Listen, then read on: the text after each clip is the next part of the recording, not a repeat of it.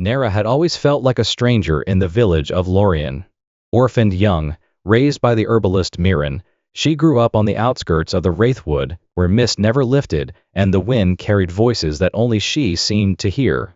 The villagers called her Moon-born, a child of the old blood, and though she never understood what that meant, she felt it in her veins, a quiet hum, a pull toward the forgotten.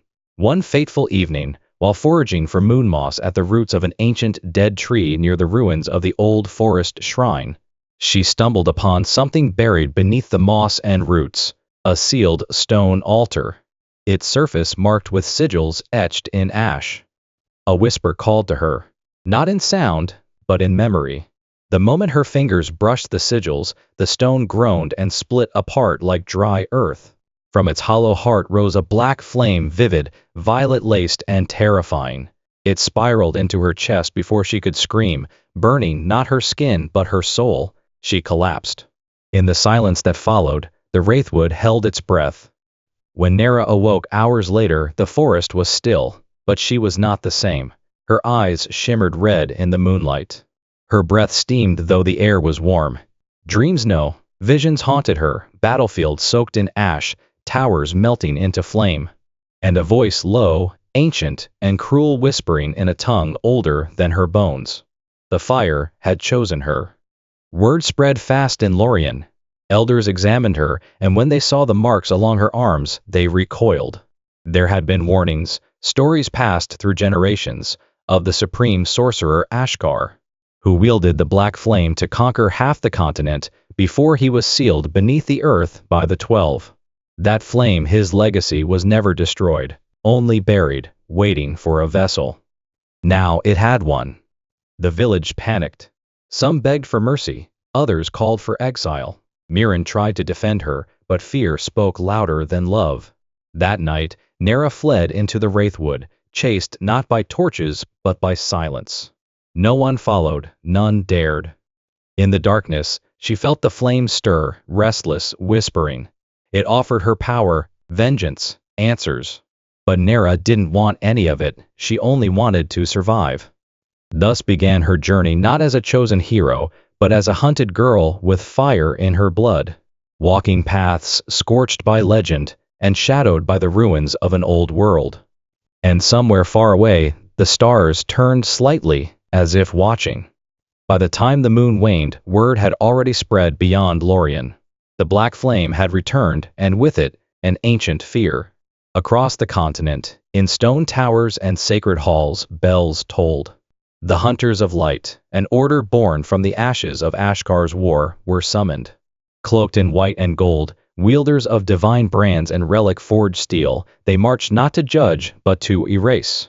To them, the flame's awakening was not a mistake, it was a prophecy fulfilled. And prophecy, they believed, must be corrected in blood. Nera's flight took her beyond the Wraithwood and into the forgotten roads of the lowlands. She barely slept. Each time she closed her eyes, she saw fire licking the sky, heard screams echoing in her skull. But she was not alone for long. On the 5th night, wounded and near collapse, she was found by Kale, a one-eyed mercenary wrapped in battered leathers and half-truths. He claimed to owe her mother a life debt. She didn't believe him, but she had no one else. His blade was quick, and his silence quicker. With Kale came Moss, a sharp-tongued crow with eyes like opals and a voice laced with too much memory. Moss had once served in the Coven courts of the North, before they were broken. He knew what Nera carried, even before she told him. The flame doesn't whisper, he said once. It remembers, and it mourns.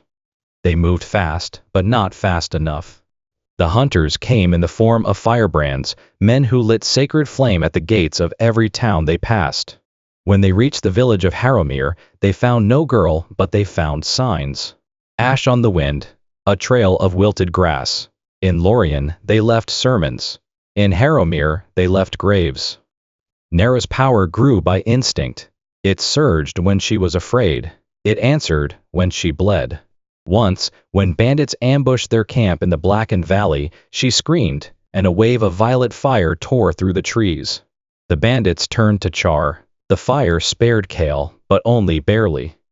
The next morning he said nothing. but he looked at her differently.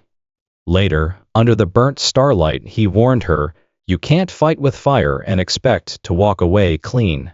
Ash always clings." Nera understood, but what choice did she have? With each step south, toward the whispering deserts where the seer Ilhara might still live, the flame pulsed hotter.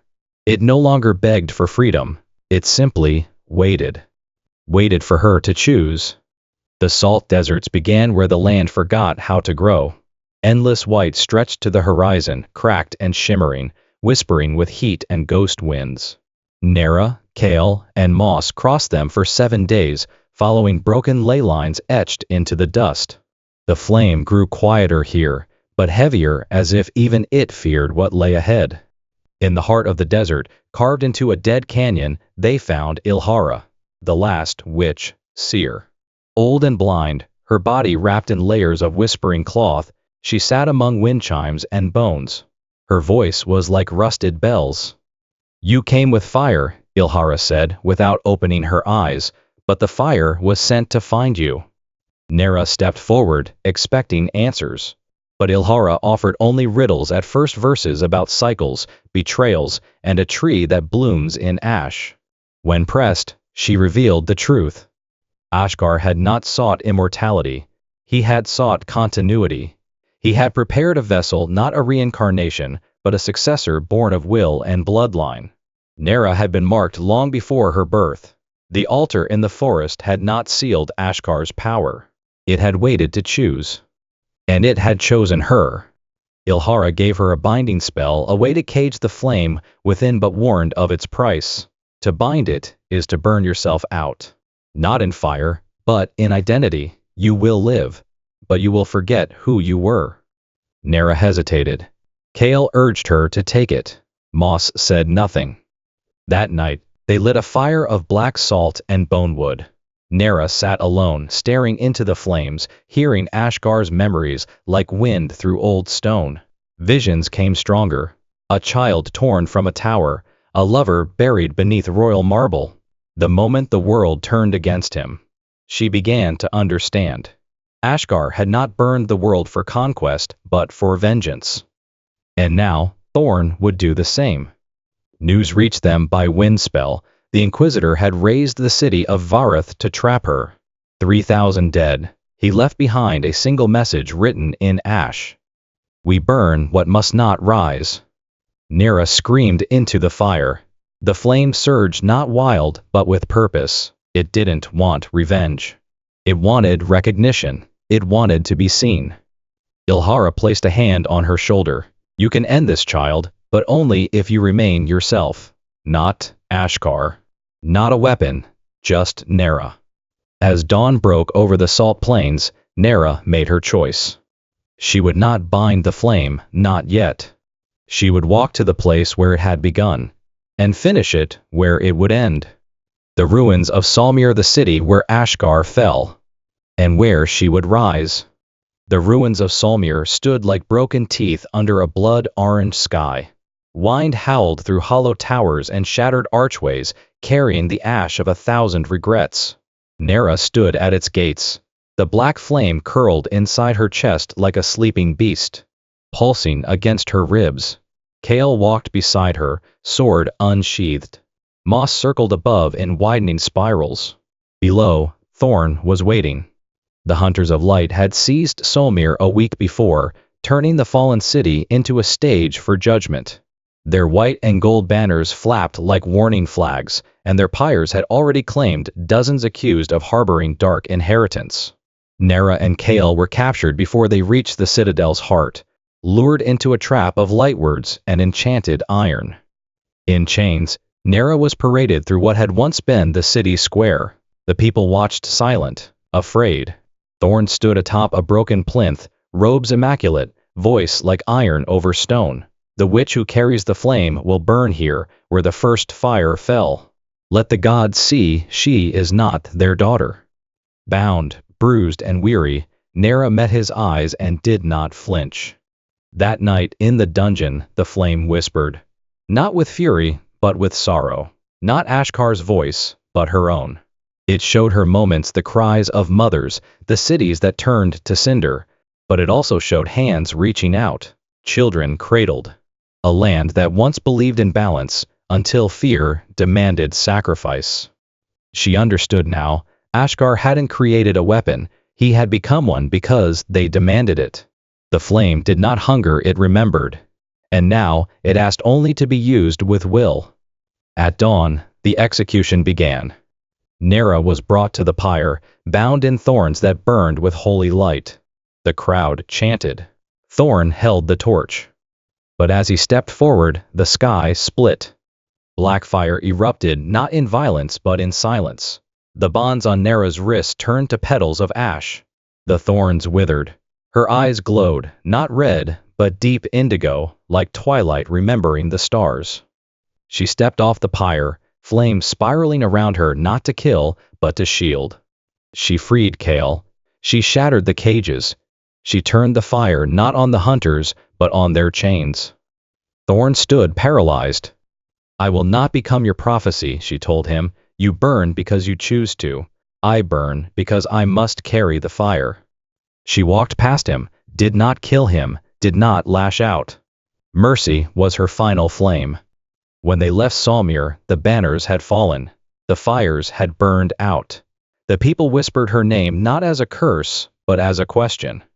Who is she if not a weapon? And what else might she become? They walked for days after Salmir, through the blackened fields and frost-capped ridges, past rivers that once ran with wine, now silted with memory. The world had changed, but it hadn't healed. The hunters of light were scattered, their banners ash, but fear remained. Fear of the flame, of Nera, of what she might do next. She felt it in the way villages bolted their doors when she passed, in the way mothers pulled their children closer, in the quiet looks Kale gave her, as if searching her face for signs of slipping. She felt it most at night, when the flame curled inside her chest, asking nothing, only existing. You don't have to keep walking, Kale said once, as they reached the edge of Wraithwood. You've earned rest. But Nera shook her head, not yet. She returned to the altar beneath the roots, the place it began. The moss had regrown. The air shimmered with a quiet that wasn't peace but presence. She stood alone and placed her hand on the broken stone. Ashkar was waiting. Not a man, not a ghost. A silhouette of memory shaped in fire. His voice was softer now. I was forged in vengeance. You were not. You have given the flame something I never could mercy. Nera stepped forward. Can you rest now? She asked. Ashkar hesitated, then nodded. She closed her eyes. She didn't cast the flame out. She didn't bind it in chains or bury it beneath symbols. She invited it inward, not as a curse, but as a choice. She would not be its prisoner. She would be its keeper. The altar pulsed once, then bloomed. Not with fire, but with fireflies. Thousands, swirling from beneath the roots, lighting the forest in gold and quiet wonder. Moss landed on her shoulder. You've done it, he said. You've changed the story. Nera looked up at the stars closer now, as if leaning in to see. She did not return to court, or to prophecy, or to war. She wandered, teaching, healing, watching. Not a legend, not a queen, just a girl with a fire she'd chosen not to use. And still, in every town she left behind, candles burned a little longer. Ash trees bloomed from barren soil. And when fear crept in, stories were whispered, not of destruction, but of a girl who carried darkness like a lantern. A girl who chose not to burn the world, but to light it.